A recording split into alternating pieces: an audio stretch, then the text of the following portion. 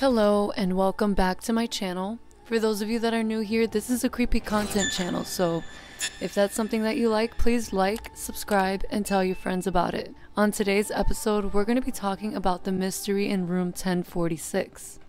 This one's a little different than the last ones we talked about because this is an unsolved mystery murder. And to me, those are really creepy, especially because there's so many different theories and possibilities on what really happened. So let's get into the details. It all started on January 2nd of 1935 when a man walks into the President's Hotel located in Kansas City, Missouri. The staff described him to be tall, dark hair, well dressed.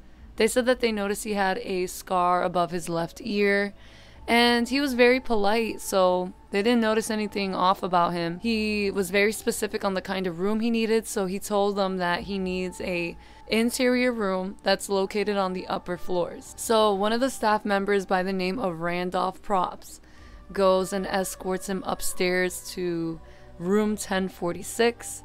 He takes him up to the room and then he leaves, closes the door shut, and just a few hours later, that was when staff members started talking about the strange behavior coming from Roland T. Owen's room. So, a few hours after his check-in, the room service lady by the name of Mary Soptic goes to do her rounds, and she gets up to room 1046. And when she gets in there, she notices that he's sitting like in the corner on a chair, like with all the lights off, all except for like a lamp, a dim lamp on the dresser, and she's like cleaning the room and doing what it is she has to do. But she said that she notices that he was very anxious or like nervous about something. But even though he seemed very anxious, she describes him as still being kind to her. When she was done cleaning the room, she was gonna leave, and he asked her if she could please leave the door unlocked because he was expecting someone to arrive later.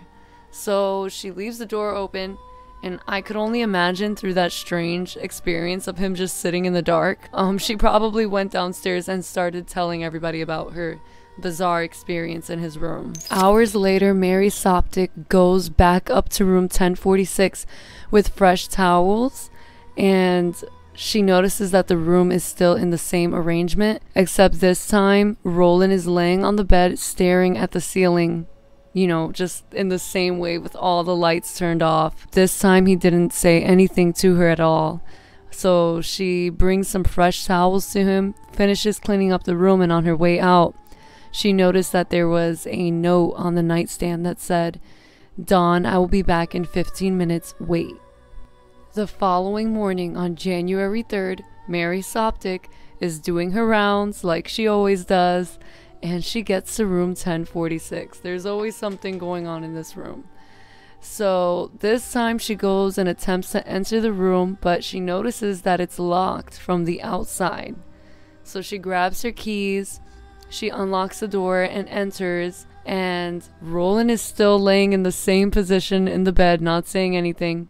But the phone rings this time, and as she's cleaning the room, she hears him pick up the phone, and he's talking to that Don guy, whoever that was, and he's basically saying, he just says, "No, I'm not hungry. I already had breakfast." And then he says again, "I'm not hungry," and hangs up the phone. Now this time she says after he hangs up the phone, he's more talkative with her. He even asked her about her day and about how work was going and, you know, basic conversation. So she finishes cleaning up the room and she takes all the towels with her, and she leaves him alone in his room that morning. Okay, so a few hours later, Mary Soptic is coming back to bring those fresh towels up to room 1046, and she knocks on the door, and this time a different voice answers the door saying, "What do you want?" And she says, "Oh, I have fresh towels. I'm, just here to bring those fresh towels to the room." And the voice says, "Well, we don't need them." So she's thinking to herself, like, okay, like she knew that they needed the towels because she took all the towels out of that room earlier. But since it wasn't that big of a deal, she just decided to move on, especially because more than likely she didn't want to interrupt whatever it was that they had going on. Later on that night, there was a big party going on at the President Hotel. There was a lot of noise, a lot of people. However, a lady complained in room 1048 that she can hear the voice of a man and a woman cursing and shouting at each other, but there was so much noise that they couldn't tell if it was coming from the party or if it was coming from room 1046 in Rowland T. Owen's room. On January 4th, the operator of the hotel, Della Ferguson, notices that the phone from room 1046 has been off the hook for a while, so she sends one of the hotel staff members, Randolph Props, to go up to the room and see why the phone was off the hook and basically have Rowland put it back on the hook, which again, I don't even know how they were able to tell that the phone wasn't on the hook, but then again, this was in 1935. Props goes upstairs and notices that there was a do not disturb sign on the door, so he knocks on the door and he hears a voice say, "Come in," but I guess like he sounds like the way that they made it sound like he was like half asleep or was possibly like drunk or something, which is what Props was thinking. So he tells him, "Hey, your phone's off the hook. Can you place it back on there, please?" After he leaves, hours later, Della Ferguson notices that the phone is still off the hook.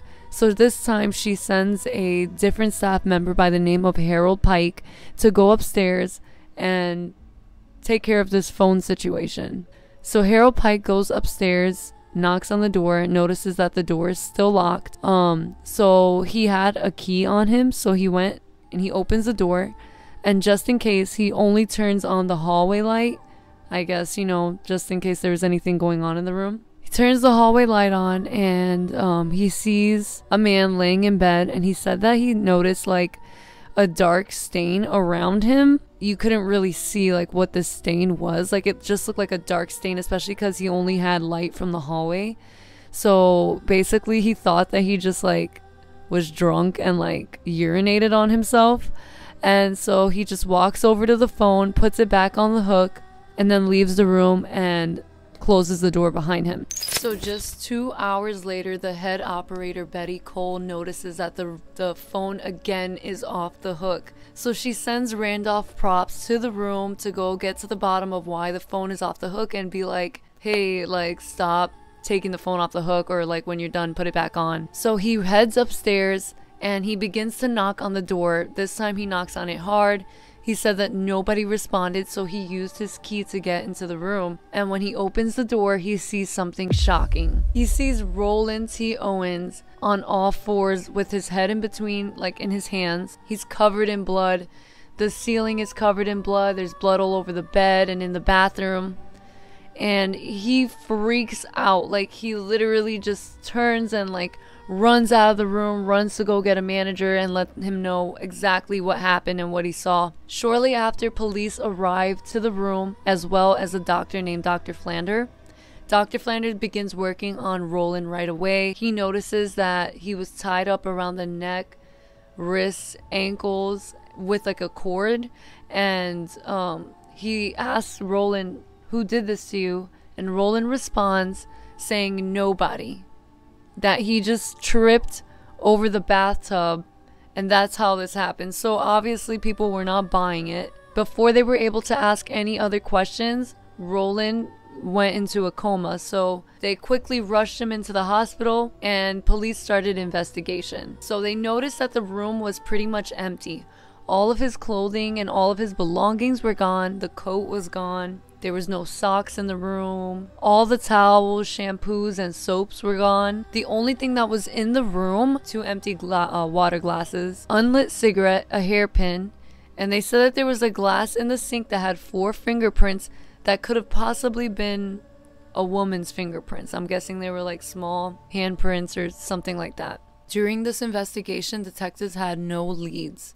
The only thing that they had was that Rowland T. Owens said that Los Angeles was his hometown. So detectives contacted the Los Angeles police, and when they did a search, they said that it came up that there was nobody by the name of Rowland T. Owens. So they went ahead and they transferred the body to Melody McGilly Funeral. Sorry if I pronounced it wrong. But they transferred the body there, where several dozens of people tried to see if they knew who the body was, but nobody claimed like nobody claimed him. It wasn't until a year later, a woman by the name of Ruby Ogletree read on the description with the scar above his ear and everything like that, and she believed that that was her son. His name was actually Artemis Ogletree, and he was only 17 years old. She states that he left the home in 1934 and told her that he was going to go on a trip around the country. I guess that was just something that he wanted to do, which again is a little bizarre to me, especially because if he was only 17 at the time of death, that means he was really young when he just decided to go on a trip around the country, but who am I to judge, right? So anyway, his name was Artemis Ogletree, and she states that after his death, which at the time she didn't know he was dead. Remember, he died in January of 1935. She states in 1936, she started receiving these typed letters of someone pretending to be her son, saying that he was going to be going on a trip to Cairo, Egypt. Shortly after that, like, she tried to find her son, so she started contacting officials in Egypt and trying to see if, you know, they had any information on him, and they couldn't even confirm that he had ever even traveled there. So that was when she started doing extensive research, and she found this report about a man with a scar above his left ear and the age range and stuff like that and the location. It was later confirmed that it in fact was Artemis Ogletree. Unfortunately, after this, the case went cold and it was never solved. It's so creepy and dark about this case, especially with all the details, and it kind of makes me wonder, like, what really happened? That is the one thing about unsolved mysteries that drive me crazy, because all I can do is just think about what happened. So there's other details looking back on the case that make me really wonder how this could have really panned out. So I remember the detail that I told you guys when Harold Pike went into the room to put the phone on the hook, and he mentions that he saw the stains on the bed. Does that mean that whoever did the murder had started stabbing Roland on the bed and then hid somewhere when Harold Pike came to the door, and then once Harold Pike put the phone back on the hook, he locks the door and then he just finished the job? Or what could have really happened? We'll never really know. But I was doing my research on the President's Hotel on my own curiosity. The hotel is still open and the rooms are still available for check-in. I could only imagine that with the events that took place in that room that they probably changed the room number, but I'm pretty sure with a little bit more of research we can figure out which room Roland T. Owens had stayed in. And I want to know, would you guys ever check into the room?